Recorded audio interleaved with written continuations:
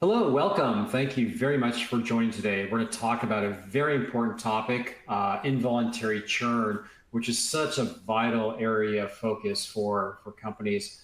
We know it's very difficult and expensive to acquire new customers or sustainers if you're a nonprofit. So reducing churn is a vital goal that's central to your business. I'm Steve Aronsoff. I'm the Senior Vice President of Marketing for FlexPay, and we're going to dive into this very important topic today. So we know that in voluntary churn, which I think is the way that most people think about subscriber or sustainer churn, is when customers choose to cancel. Involuntary churn, however, has the same result, which is customer losses, but it's caused by payment issues. It's preventing the customer from continuing their subscription because their payment has declined. So today, what we're going to do is we're going to dive into the reason why these occur. We're going to review some of the best practices in reducing involuntary churn, and we're going to show you an example of the impact on the revenue and profits of the organization that are generated when involuntary churn is reduced. I think this will be really surprising about how much impact this important metric has and the benefits it can provide to your business. So retention, of course, is a source of all profits for businesses that have recurring billing models. But if you look at this is a very simple example of a customer life cycle, right? We acquire them, we pay a lot of money, we find acquisition sources, those customers or sustainers sign up, they get started, they start using the service, and they continue to pay. But there's one data point here that's really, really important, which is, this understanding is so crucial, that when you look at this, we know the cost of customer acquisition is really high for subscription businesses. Typically, it can be 4, 5, 6 billing cycles that have to be realized with the subscriber before the acquisition costs are recouped. It's even larger for some businesses like SaaS, where it may be 12 billing cycles. But what's really crucial to understand is that until the customer acquisition costs have been recouped, the customer's not profitable. Think about that. So what that really means is that every single dollar profit in a subscription business that is generated is only coming from customers that have recouped their acquisition costs. So extending the life cycle, the duration of customers, so that we get past that point and generating more profitable billing periods is so crucial. That's why increasing retention is so important, and why reducing churn is such a vital connection to revenue and profits. So good news that most subscription businesses will view reducing churn as a strategic initiative. Of course, we know that subscription businesses and nonprofits recognize the importance of retention. They put a significant amount of investment into measuring and maintaining customer satisfaction, retention of those customers, and efforts to reduce churn. Some examples of this are customer experience programs, incentives and offers to extend relationships, the evaluation of behaviors, looking for risk factors of churn. When a customer requests a cancellation, the intervention programs to try to intercept them and convince them to continue on. But there's a spoiler alert in this. The problem with this view of churn and the tools that are typically deployed against churn is that involuntary churn is going to account for about 50% of all churn. Almost half of all churn is not being caused by customers canceling, it's caused by payment problems. So all the efforts, all the tools, all the investments that are deployed against voluntary churn are completely ineffective against involuntary churn. Remember, we talked about earlier that involuntary churn is caused by payment issues on recurring billing authorizations and not the customer choosing to cancel. So because of this, all these efforts are not going to help your churn reduction numbers. What that really means, of course, that reducing involuntary churn requires other solutions. So let's talk about some of the perhaps myths that people have about failed payments and some of these misunderstandings, which are so crucial to making sure that when you think about involuntary churn, you're not applying these false perspectives on the solutions you deploy. So number one, most declined payments are not caused by fraud. In fact, according to Visa's own data, about 2/3 of all failed payments are caused by the banks making a decline decision in their efforts to reduce their fraud losses, and they're incorrectly identifying a legitimate transaction as fraudulent. So this means that your customers are not bad. They're not trying to game a system. They don't have bad cards, but the banks are making decisions that the transaction should be declined when in fact it should have been approved. Number two, a failed payment is not a collections problem. We see over and over again companies that will view failed payments as a problem with their customers and actually use language like they will put their customers into a dunning program. And dunning by definition means it's a collections effort. And because the customer did not cause this problem, often it's a bank error, it puts the onus on your customers. It accuses them of causing the problem. And so that creates typically the wrong orientation and puts your customers in a very negative experience to try to recover from the problem, which has a negative impact on retention, of course. And lastly, often it's believed that failed payments are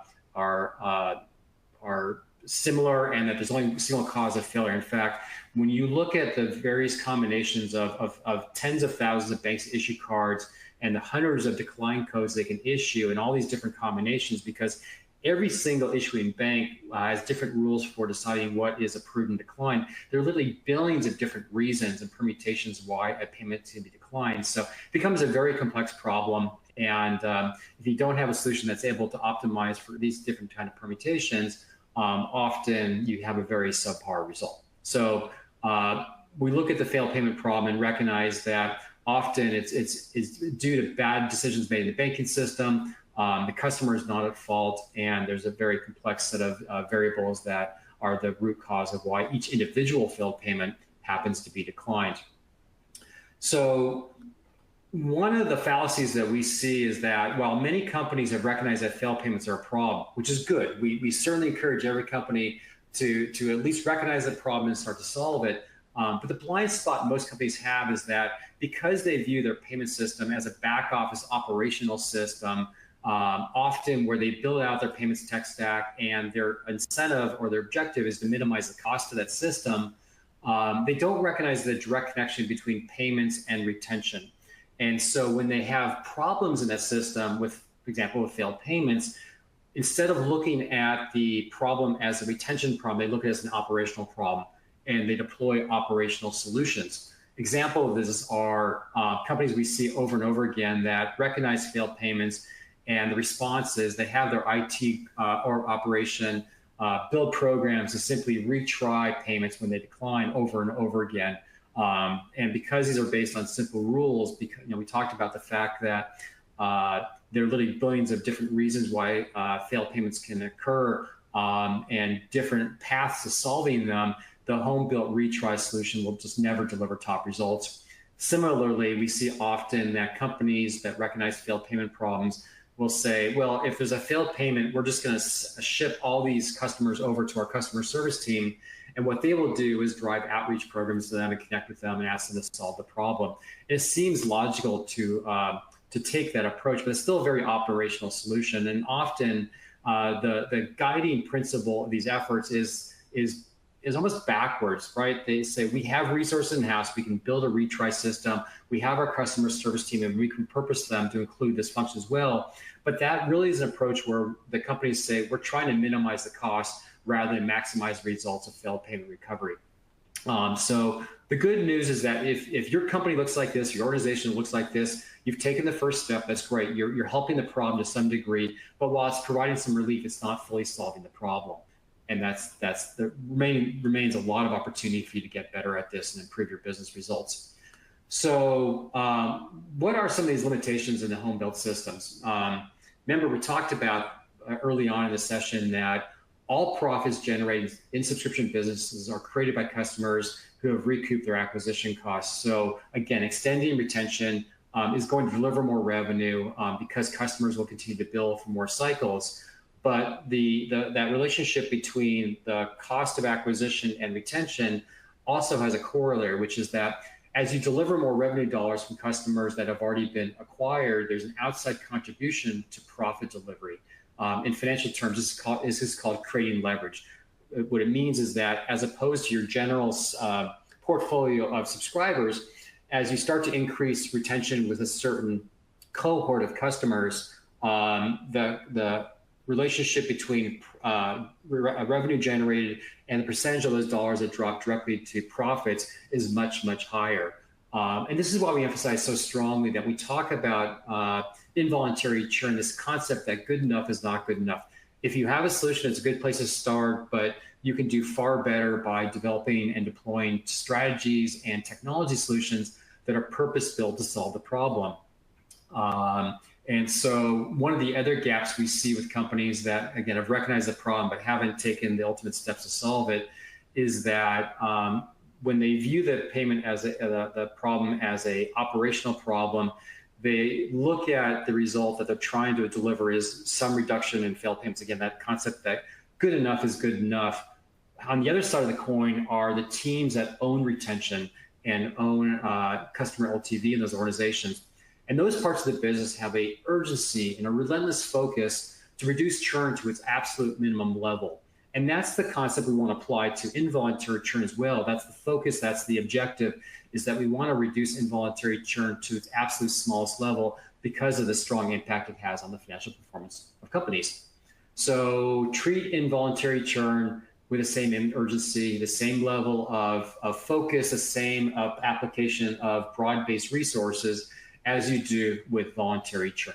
What does this mean in real life? So some practical suggestions we have are, it's a good idea to engage your retention teams into your involuntary churn solution.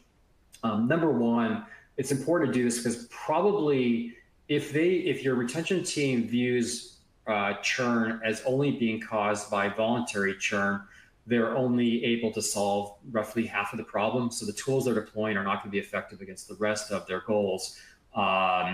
Secondly, that team also recognizes that the opportunity and the importance of delivering a great experience over that entire journey. So they have the perspective that when a payment fails, understanding what it means to deliver a great experience during that process so that customers that are involved in this process walk away from it with no harm to the customer satisfaction, and the long-term retention of that customer after the experience is not harmed. So we actually have 3 ways that we recommend that you evaluate for program performance, which is a little bit more broad, but I think it gives you a better strategic framework to understand what good looks like. The objectives you want to optimize for are, of course, recovery from failed payments to reduce your involuntary churn in the short term, but also make sure that during this experience, customer satisfaction is not harmed, and you then track and measure the retention and the customer lifetime value that's created after recovery. And when you start to optimize against these 3 variables, that really is where you start to unlock some of the top financial performance that these can create for you. We'll go into this a little bit more detail later on about how to do this. Secondly, we definitely recommend creating new reporting tools so you can start to measure voluntary and involuntary churn separately. That will allow you to have a much better tool set to be able to understand the benefits and performance of your voluntary and involuntary churn programs, and be able to track your performance and your objectives against reducing those negative outcomes. Directly related to this is we definitely recommend that somebody own the performance metrics, the KPI goals for managing involuntary churn, so it becomes part of their day-to-day job. And then lastly, of course, we really suggest that because there are now tools that have been specially developed specifically to recover from failed payments and reduce involuntary churn, and that deliver demonstrably better results. FlexPay is a perfect example of this, that these technologies be applied and that will deliver results where you can start to reduce involuntary churn to the absolute minimum levels. And we also talk about this idea a lot that many companies don't have an effective set of financial measurement tools to really understand the impact of the organization when you reduce involuntary churn. I introduced this concept earlier that we create financial leverage when you increase the retention of customers. And when you reduce involuntary churn, that direct connection on delivering more revenue and delivering more profit often gets masked in the overall reporting systems. And I can talk, there's actually a document on the desktop that talks about that in more detail. If you're curious about why that is the case and how to start to solve that, please ask a question. We'll follow up with you after and dive into that with more detail. But ultimately, the perspective you want to have is that because of the direct connection between failed payments and involuntary churn and revenue and profits, your objective should be not minimizing the cost of the system that's assigned to recovering failed payments. Again, that's usually the first step that companies take. Leverage existing resources of building a retry system or using your customer service team and minimize the cost and just try to chip away the problem and really reorient your focus and your objectives to invest in ways and measure the total recovery and benefits to revenue and profits, because that really gives you a better outcomes in every case. Optimize for reducing churn, optimize for the revenue creation that delivers, and don't minimize the cost of the system. It's just too important to improve your retention. So we know that the companies that get this tend to be better financial performers. We actually ran a study last year with a payments organization, and we wanted to understand what was the connection between the application of solutions against failed payments and what that actually translated to in financial performance. So these are some of the key stats we found. One is that the companies that track and measure or report on failed payments and make that a metric that becomes a objective to minimize are 8.2 times more likely to be a top performer. Secondly, the companies that apply multiple tools to recover failed payments are almost 2 times more likely to be top performers. So recognizing that often, because payments fail for a variety of reasons, having different solutions like FlexPay can deliver that are optimized for different types of failed payments deliver better results. And again, lastly, using a specialized third-party payment solution. Again, this is taking the leap from building a solution internally to choosing and investing in technology purpose-built to solve the problem, and just to deliver a whopping level of difference. The companies that adopt the specialized solutions are 12 times more likely to be a top financial performer. Think about that. That really, I think, is the best validation point we have with looking at companies across the industries and really validating the idea that the companies that take it seriously and focus on reducing the churn from failed payments and see that translate directly into revenue and profit growth is happening at that kind of level of 12 times more likely to be a top performer. It's really stunning. So when we talk about involuntary churn solutions, it's maybe a little bit hard to understand about what they look like and what are some of the attributes of top performing involuntary churn solutions. One of the concepts I want to lay in with you is that when a failed payment occurs and the customer or the subscriber or the stainer is aware of the failed payment, almost universally there's a negative brand experience that's created. That's because when the customer sees that their card was declined for a particular payment, often that card is still working successfully on other merchants every time they go and shop. So the first reaction is, well, my card failed with you, but it works everywhere else. This must be your problem. It becomes associated with your brand. So solving the problem with a payment system directly and avoiding customer visibility to the failed payment is always going to be preferred. We want to make sure that whenever possible, we can avoid the customer being aware of the failed payment and avoid the negative reactions that naturally are created. But there are times, of course, where the customer's help is going to be required.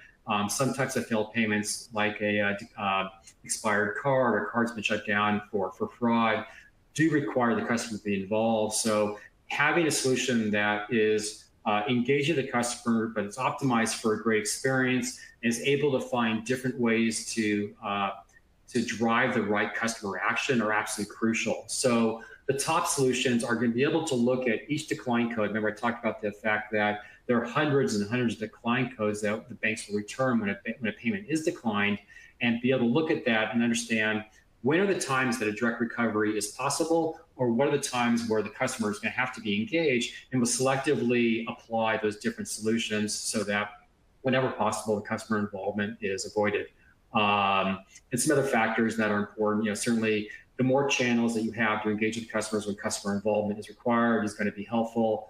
One of the other learnings that we have, from our research is that when the customer is being engaged, again, this is really creating a distinction between companies that approach failed payments with a dunning perspective or collections perspective versus trying to optimize the outcome of a positive experience for the subscriber and recovery is keep the engagement positive. Our data from our research validates that the likelihood of an outcome that it delivers the desired result, which is the customer chooses to help solve the problem with you, is much, much higher when the entire engagement is positive. And of course, that is much more likely to create a positive experience for that customer coming out of it.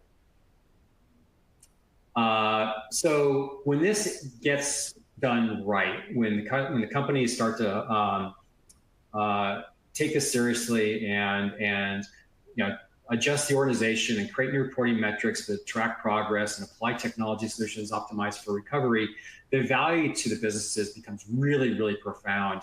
Remember, we started this conversation with identifying that up to half of all churn is created by involuntary churn and not by voluntary churn. So the direct connection between reducing involuntary churn and its benefits to your core operating metrics is really high. We talk about revenue, increasing customer lifetime value, and profit gains. So rethinking the role of payments and involuntary churn, reducing involuntary churn with a specialized solution, really, really, really, I can't emphasize this strongly enough, is going to be the fastest path you have, the easiest path to delivering very quick and very meaningful improvements in your overall business performance. All the key operating metrics you measure and manage your business by, reducing involuntary churn is the easiest way to be able to deliver that. And often the performance gains will start to be unlocked within a month or two of deploying the solution. It happens that quickly. So I have a simplified case study here. There's a lot of numbers, but what I want to do is call out the key takeaways from this, what we see with our customers. This is a composite of some of our customer results, but they're based on real world data. So what I want you to understand when you look at these numbers is a couple things. We want you to understand that when you look at the financial analysis and that the connection between when you reduce involuntary churn and the financial leverage that this creates is that, and this data shows us that in this example, we're able to reduce the failed payment rate by 25%. Either we're deploying a solution initially on a company that doesn't have one, or improving failed payment recovery by an additional 25%. What that does is, we're assuming in this case that half the churn is caused by involuntary churn. So that reduces your total churn by 12.5%. I think that's really a huge number. When you think about the efforts you have to reduce churn, what can deliver that kind of gain within a couple months' time? So reduces churn by 12.5%. Of course, the subscribers that are or sustainers who are recovered will continue to bill for some number of billing cycles after recovery. In this case, we use this assumption of 4 billing cycles. And what this does is it creates compounded revenue growth, right? The customers recover this month, also bill next month, and they bill the month after. So you start stacking up these groups of customers that are recovered and continue to bill, and this creates compounding revenue growth. Now, because this additional revenue is being generated without increasing your customer acquisition dollars, your general and administrative, your G&A costs are not going up. It's just generating more revenue from existing customers that have already been acquired. The additional revenue is creating outside contributions to your profit dollars. After 12 months, the impact of the business can be measured this way. Increasing failed payment recovery by 25%, which seems like a fairly small number, delivers a 19% improvement in total revenue across the business in a 12-month period, and a 53% improvement in profits in month 12. That really lays out the case that the impact, the leverage that's created by increasing revenue by reducing involuntary churn and improving overall retention has an outside impact on revenue and particularly profits. So hopefully this makes it clear that when we talk about involuntary churn solutions, this idea that good enough is never good enough should be clear. Good enough is not good enough. Best in class is critical. So employing solutions that will deliver the absolute best possible payment recovery results is what your objective should be. So I want to point out there are a number of resources on the desktop that you can download, and they give guidance on how you can get your organization ready for some of these changes, or giving guidance on how to select and evaluate different involuntary churn solutions for your organization. And of course, FlexPay is here to help you solve this problem with our platform and our guidance and our expertise. And to help you on this journey, I hope this information was really instrumental in helping you understand what the benefits of making significant progress on this can be.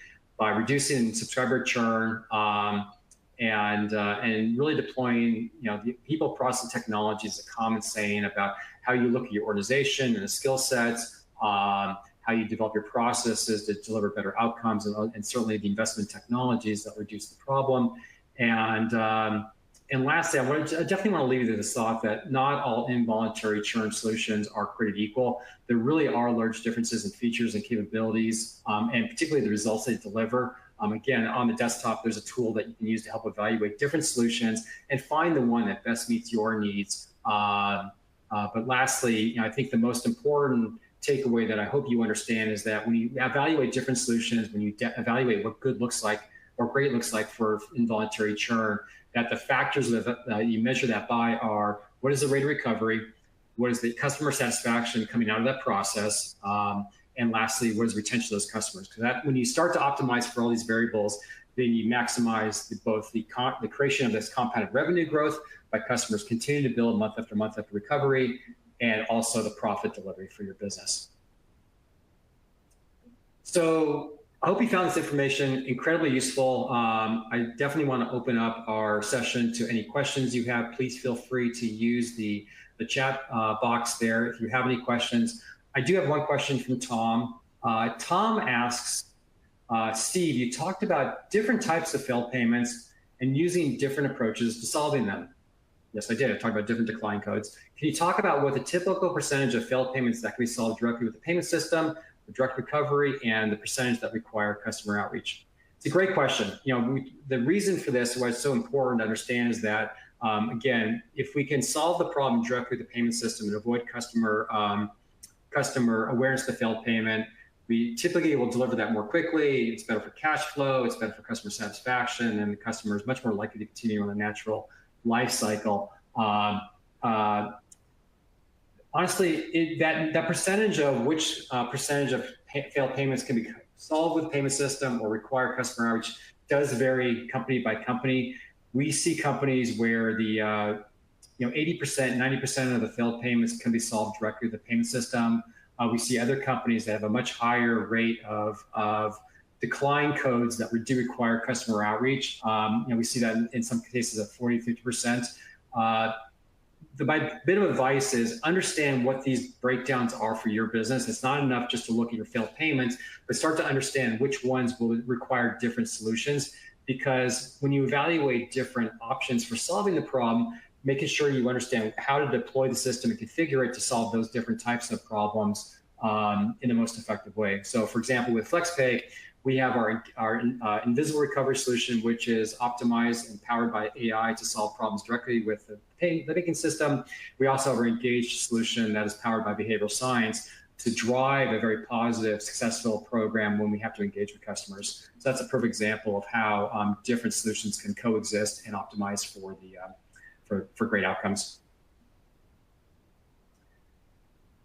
Okay, don't see any more questions, but I will stay on the line for a couple more minutes. Please feel free, if anything comes up or after our session is over, throw them over, and I'm happy to get back to you. And good luck on your journey. This is an incredibly important problem to solve. The companies that get this right and really take involuntary churn seriously, we saw that direct connection on their financial performance. It gives them more resources to invest in more acquisition.